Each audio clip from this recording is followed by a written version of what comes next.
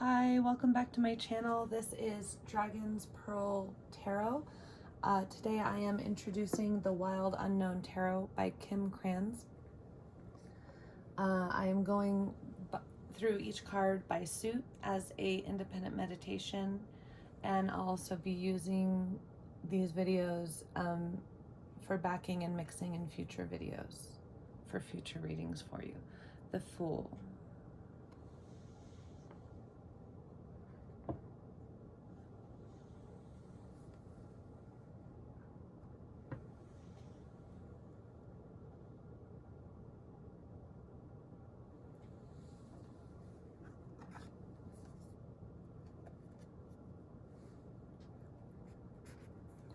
The Magician.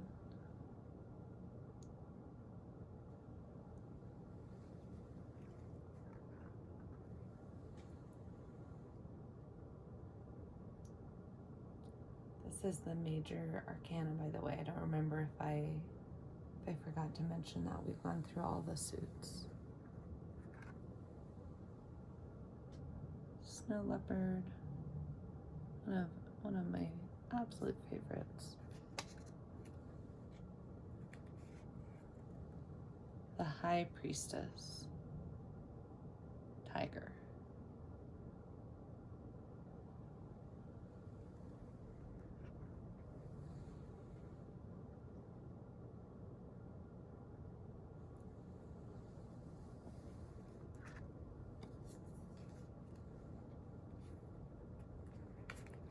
The Empress.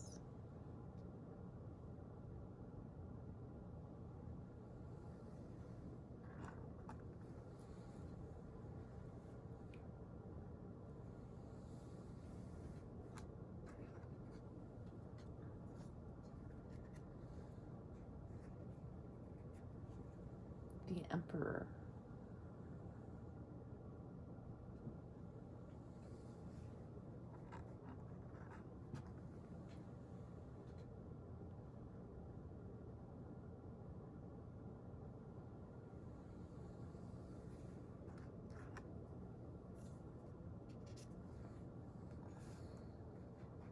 The Hierophant.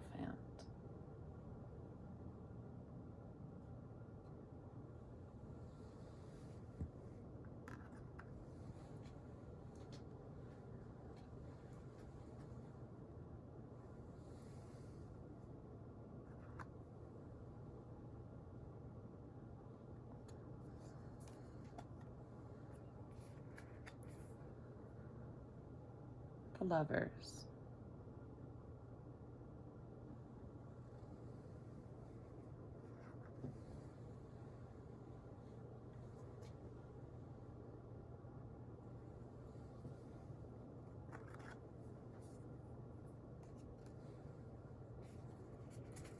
The Chariot.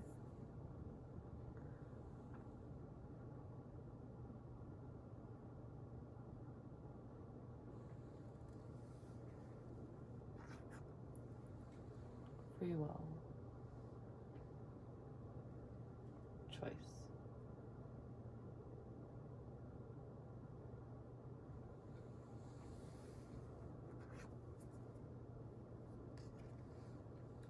Justice. This is a new Justice card for this deck. That's part of the latest print. I'm not sure if you use the same term. So, anyways, it's a new Justice card for this deck that features the intersectional pride flag. So, in case there's some new terms, maybe for some of us there, the pink, gray, and blue is the non-binary and trans color representation. And then the brown and black is to represent and to appreciate intersectionality in the LGBTQ plus community and the exceptional adversity faced by people of color within the queer community. And then we have the traditional rainbow flag. So I just wanted to share that with you.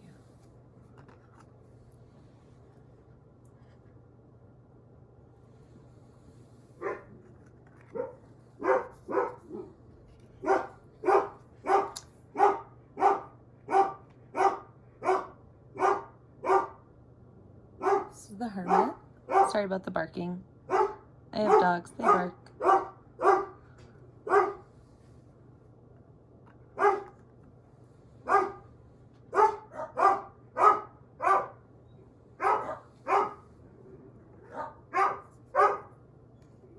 Shh, shh, shh, shh. Hey. Shh, shh, shh. Thank you. We have the Wheel of Fortune.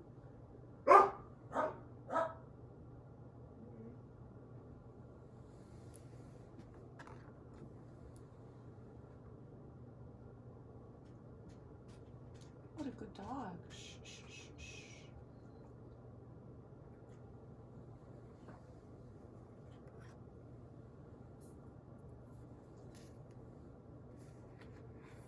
Strength.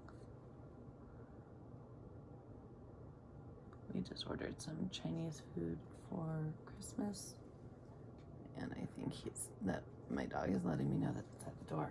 Oh, it smells good, huh? Strength card.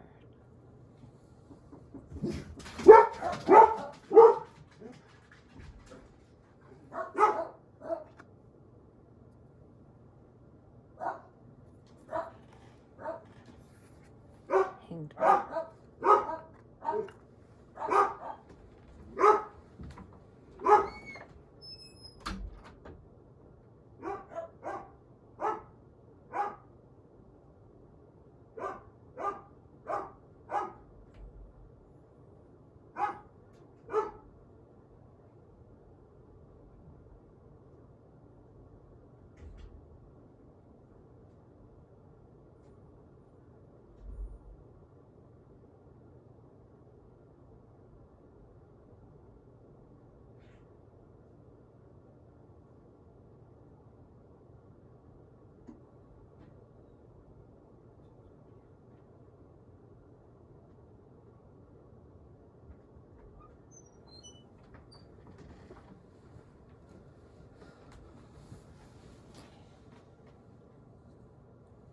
Okay.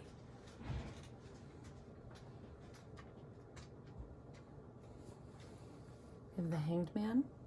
Got an extra long look at the Hanged Man there. And Death. Powerful. Now, get used to seeing the Death card in the mix with all the other ones to remember, because we say it but we forget. It's part of life. It's part of the deck. It's part of the deck for a reason. There are cards that, I think we could remove. I think we could remove the Devil card, at least in my belief system, or replace it with something else. But Death, no, everybody knows that death and transformation are real. So when you see the Death card, it's important not to, I think most people, it's totally normal to have a little feeling of fear when you see this card. When we think about mortality, to feel fear. Who doesn't, right? We're human. But,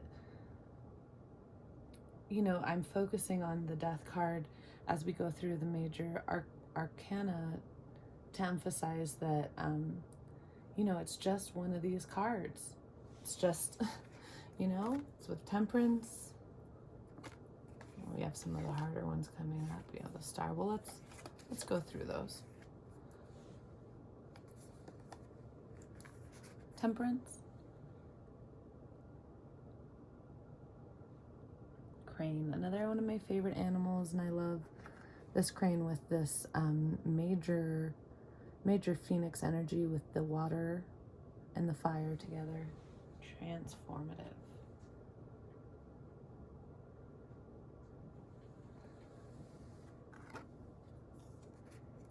And we have the Devil. Everyone, if you've been on my channel for, the day or two that I've had it, that, this isn't my favorite concept, but it's a part of the group consciousness. It's a part of the culture. It's a part of how we all grew up seeing the world, whether that was through our home culture or not. So yeah, there it is. I like this Devil card. It reminds me a little bit more of modern Satanists who are really all about empowering freedom of religion and advocating for vulnerable people. And that's kind of what this card's take on the devil reminds me of. But, you know, the devil does also represent a lot of other real things that we need to talk about when we're reflecting on our lives, like controlling relationships and power dynamics, and sometimes heavier things like abuse. And, you know, so the devil card is, well, it's here, and I don't think we have a better name for it now. So anyways, I really like this devil card. The Tower. Again, you know, this, I like the metaphor of the tower as a forest fire, because we all know that forest fires are part of the life cycle of the ecosystem, and that if we don't allow natural fires or do controlled fires, that we get really bad out of control fires. And so that's just a perfect illustration of, you know, even though tower moments, they're tower moments, they feel scary, or they wouldn't be tower moments. And not everyone makes it out of a forest fire, you know, so it's not to make light of disasters and things falling apart, but we all know that forest fires are part of the natural landscape. We all know that part of the cycle of life for the plants and the animals in the forest depends on this happening occasionally. This is a natural fire, lightning bolt striking a tree. Towers happen, fires happen, floods happen, and people and animals and plants, we keep going. We're all survivors. We're all descended from millions of survivors. The Star.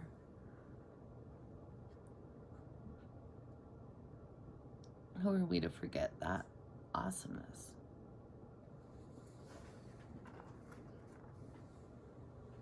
Do you want to do tarot? He would be the best tarot reader. He really would. But he has trouble talking, so I know, baby.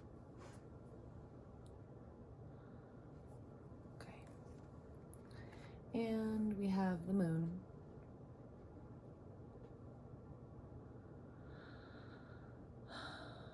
Just like looking up at the night sky.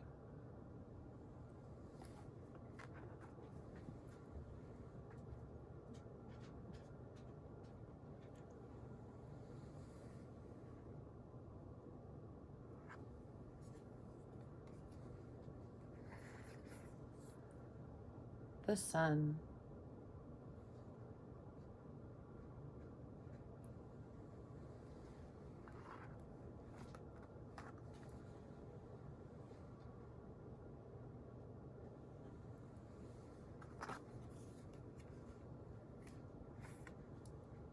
Judgment.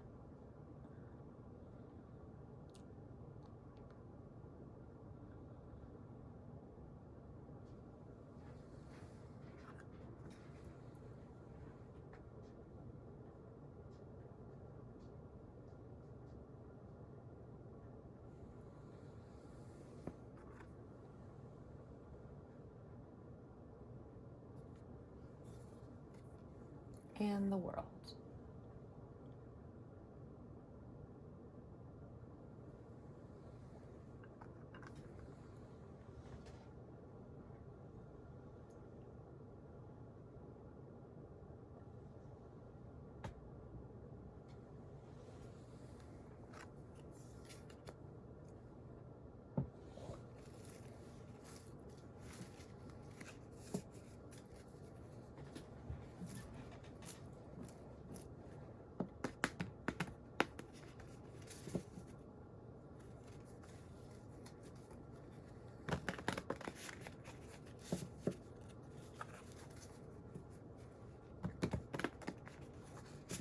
Thank you for joining me.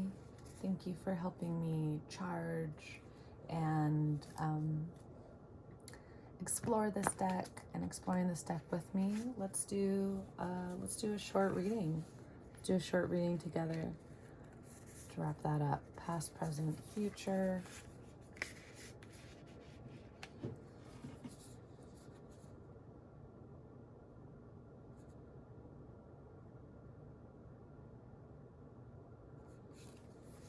I'm going to do the Celtic cross again.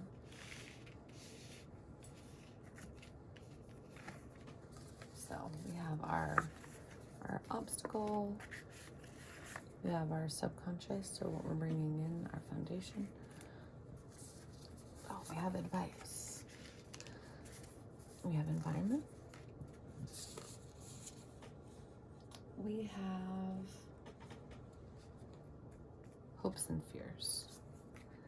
And then we have final outcome.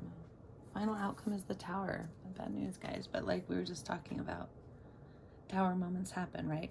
So when I get a scary looking card at an outcome position where it's scary like that, this one just kind of popped out. That's what it is. Oh, death, and the other scariest card. Well, what I like to do is I like to go through the rest of the pile. And then after I go through the other cards in the pile, let me try to get a better angle of that spread for you. Then I might pull another final outcome card once I feel like I don't want to just avoid these because they're uncomfortable feelings.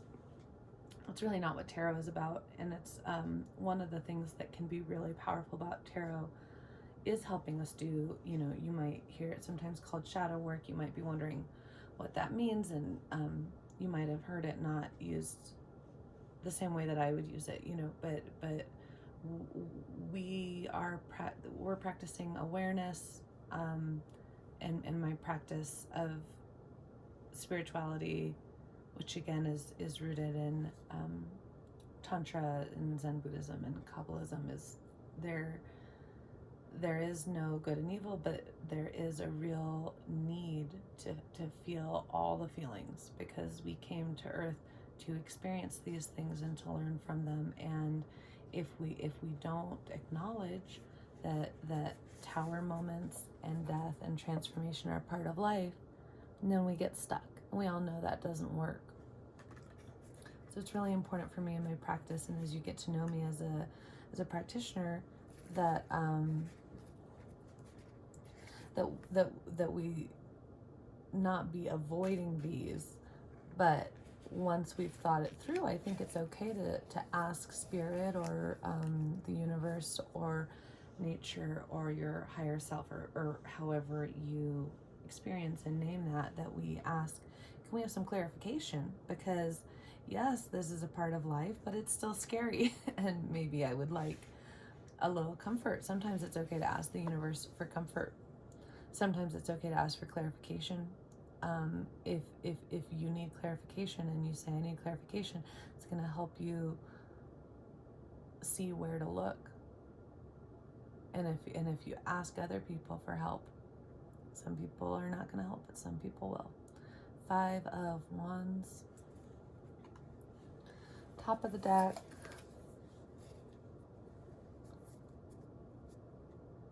Six of Cups.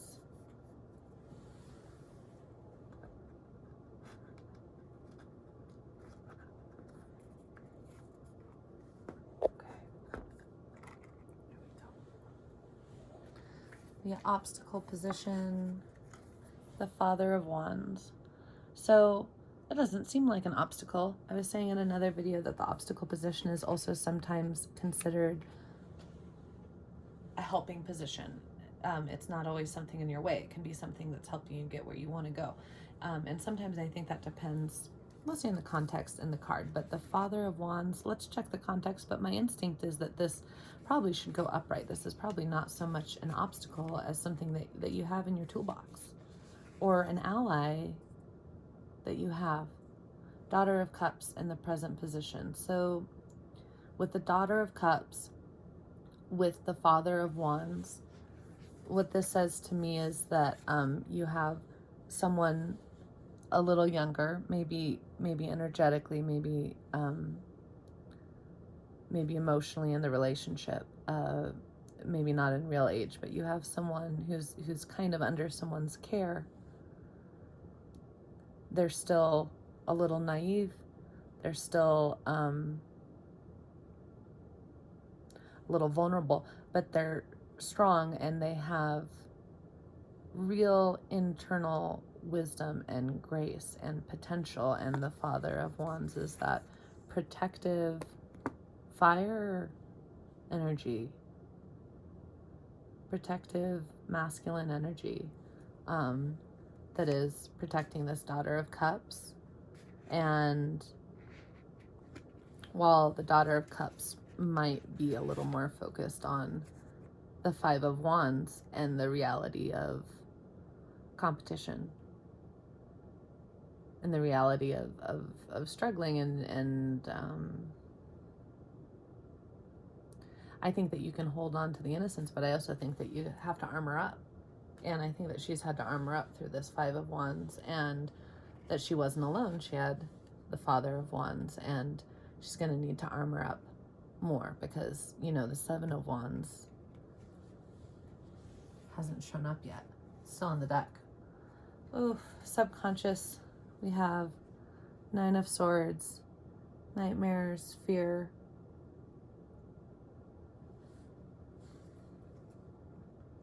I don't know if this is a, you know, I guess this is a reading for all of us, because if I was going to do a reading just for myself, I think I would just do that reading by myself. But this is a reading for anyone watching and the whole collective. So, you know, I hate to be drawing negative cards, like, you know, we got the Death and the Tower and the Nine of Swords. It's a lot of that energy, but the truth is there's a lot of fear in the world right now, and like I was saying earlier, it doesn't help to ignore it, and that's definitely not the point of contemplation or tarot. This is about awareness, and with the Nine of Swords, it's really often about the awareness that a lot of our fears are illusions, which is not to say they're always illusions. Sometimes they are. Sometimes a nightmare is a nightmare. So, you know, with that in mind, I think I'm going to pull another card to kind of clarify. Feeling this one. We got the Devil. Oh my goodness. We just can't get a break. Well, you know, the good news is I think that's about all of the tough cards. You know, I mean, there's a few more tough ones. I won't name them. I don't want to jinx myself, but we can't really pull any more tough cards to deal with. We've really just pulled them. This is the Four of Wands. A lot of contrasting energy. I just felt pulled to pull the top card. So the Four of Wands is about celebration. It can, but is not always about marriage. It's pretty much always about community, coming together, really joyful, really joyful. So, you know, how are we getting this energy and this energy? I don't know. That's life, right? So I'm going to put that one up there. The future position, the near future, we have the Son of Swords. So, yeah, this Daughter of Cups is growing and is learning how to take care of themselves, and is learning how to have the kind of boundaries and discernment of mind to be able to see through this as what it is, as a nightmare, and to see the devil for what it is, as normal attachments to the material world that are important, but not everything that is important, right? And she's going to need that strength, because we know that this Tower moment is coming and this transformation is coming, but she's going to be ready. We're going to be ready, okay? In the advice position, Ace of Wands.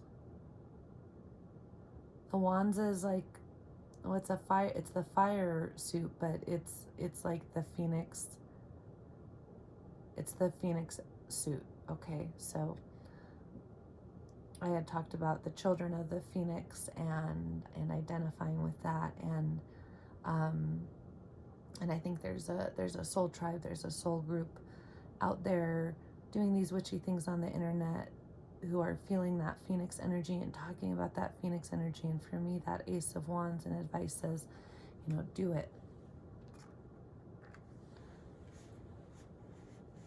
Let's transform. Let's, you know, yeah, there's scary things, but man, when you look at the Death card and the Tower card, it's pretty scary. But when you look at it next to the Wands, it's like, well, what energy could take this on and not only get through it and survive that transformation that feels like the end, but to really come through it. Oracle of Lilith said something that people who go through Phoenix moments, that you're always stunning when you come through the other side, because it's this internal radiance that I think has to do with fighting to stay alive. With fighting to stay alive. A lot of us know what that's about, one way or another, right? And then in the environment position, we have the Mother of Wands. Awesome. We have, oh, well, this is really significant. I mean, we have the Mother of Wands and the Father of Wands. And I had already said that my intuition is that the Father of Wands here is not an obstacle, but is actually protecting the Daughter of Cups and helping her to transform into actually the Swords energy, which is different from her parents and different than she was before. We have the Father of Wands and the Mother of Wands, though, so it's always significant when we get a king and a queen of the same suit. It's always significant when you get a lot of suit cards, when you get a lot of queens and kings, even if they're in different suits. But man, that means something, that they have the Father of Wands protecting them in the current moment and helping them learn and grow and become more independent and self-sufficient. And then also the Mother of Wands in the environment position. So what could possibly prepare you more to overcome that fear, that transformation, that fear of transformation and death? I mean, I was talking when we did the Wands deck about how the Mother of Wands is actually in the Kundalini Serpent position, because she has 2.5 coils. And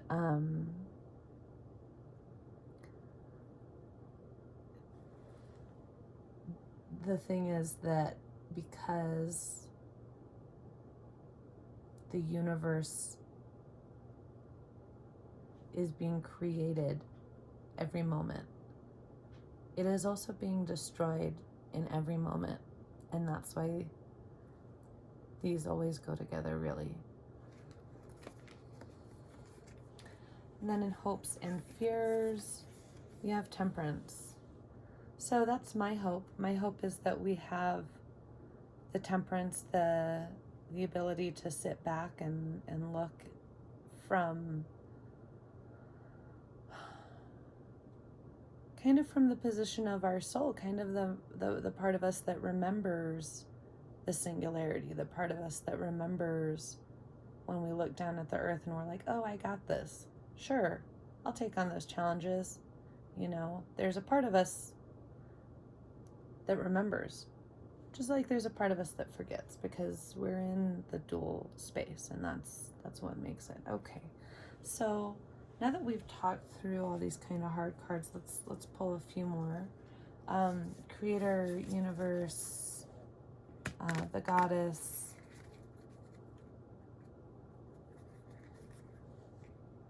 Please give us clarification on these tough, dense energies. Why this subconscious pattern with the Devil, and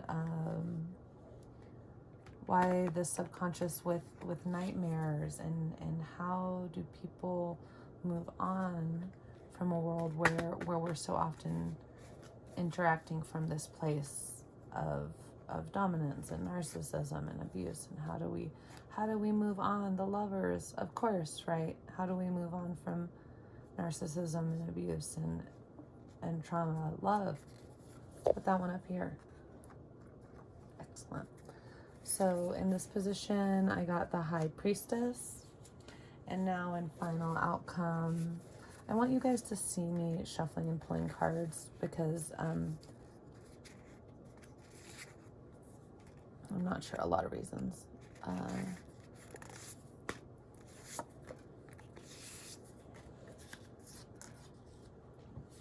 Okay, this is looking better. So this is what I mean. Yeah, it's kind of just statistics because I know most of the nasty cards have already been pulled out, but also I feel that this is what is so lovely about tarot is like I said, there's waking up from a nightmare and still feeling like you're having a nightmare, and then there's working through a nightmare in your sleep, that you have a nightmare that turns into something else, that turns into understanding where you came from. That's what the journey's about for me. So at the top of the deck, after shuffling and pulling those cards, we got the Hierophant. Beautiful. Oh, I pulled a mess of cards for the final outcome there that I haven't flipped over yet. So we have the High Priestess. High Priestess is keeper of this Kundalini energy, and she knows, she has the wisdom to see through all this mess and to see that it's still life, and because it's still life, there is still a chance to heal and understand and grow. That's part of life. These nasty things are part of life. I'm going to put them back in the deck though, because now that we pulled the High Priestess, I feel like that's enough. We don't have to be in that heavy space all the time. In fact, that's when we get in trouble. It's all about movement. Flip things all at once. Ooh, it's pretty. There's still some sad things going on. Okay, let's do this bit by bit. So start with the hardest, densest, Three of Swords. I didn't go into this card in a lot of detail when I was going through the deck because I didn't want to, focus overly on this one because it is jarring to look at. I mean, it's one of the most painful cards. If it is pulled in a childhood position, it often references some deep early childhood trauma, and it's always about betrayal, and you never want to see it. But it is also at the beginning of the sword suit, and when I think about moving through the sword suit, I really think that after the Three of Swords is the Four of Swords, which is a meditation. Sometimes it's called the meditation card, and I think that primal attachment is so powerful. There's no heartache that's more real. That I don't mean to minimize it, but at the same time, we all experience as children this kind of loss that has to do with attachment and becoming more dependent. So yeah, this is, it's a hard card, but in some sense, we all go through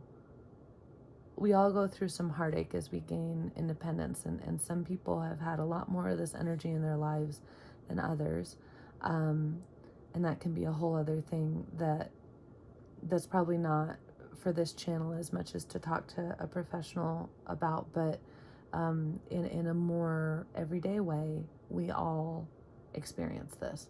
So when we see this in the final outcome, it says, something is not going to go the way we hoped.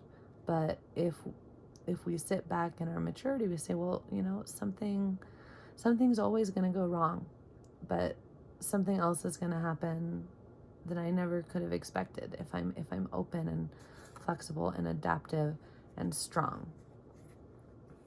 And that's how we develop strength. So I also said in another video that I'd heard someone say, and I like this advice: never ask for more strength. Never ask for it from the tarot or the universe, because, man, I've made that mistake. Like, you don't know how the universe is going to give you that medicine. and you might make it through it, but you might have wondered if there was another way, and there probably was. So don't ask for more strength. Say, focus on the idea that you are already strong. You have survived so much. Your ancestors have survived so much. You are alive. You are a fighter. You are strong.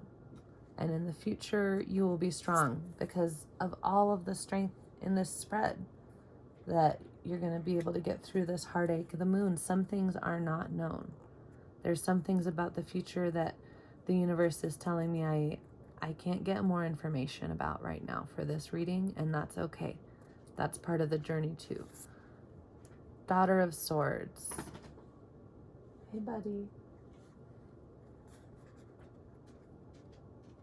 And the Ten of Cups. Ten of Cups is often considered one of the most positive cards in the deck, because it's all about, look at how full these cups are. Wow. It's about celebration. It's about family. It's often, if you're wondering if you're gonna have a family, it's often a good sign that that is, a possible or probable thing. And it's always about community. It's always about being with people you love. That can be, it might be a romantic partner, but if it is a romantic partner, it's probably a romantic partner in the context of your community. And the Daughter of Swords, she is on her way to that Queen of Swords energy, that fierce kind of strength that we really know only comes through going through challenges that we would never wish on ourselves or someone else. But because those challenges exist, we have to learn to be strong. And like I said, for me, I identify very strongly with the Queen of Swords, and I wouldn't have chosen this path, not consciously in this lifetime. I don't know what my soul agreed to before, but that's, I'll have to talk to myself about that more. But I sure appreciate the strength that I have. I appreciate that chutzpah. I appreciate that innocence that the Daughter of Swords and the Queen and King of Swords, even though they represent in a lot of ways having been through a lot and having learned things kind of the tough way, they still have this lightness, creativity, cleverness. Yeah. So this is our spread. Thank you for joining me for this video. This is the Dragon's Pearl Tarot. Please like and subscribe and comment. I'm so grateful that you're here. I'm looking forward to continuing this practice with you.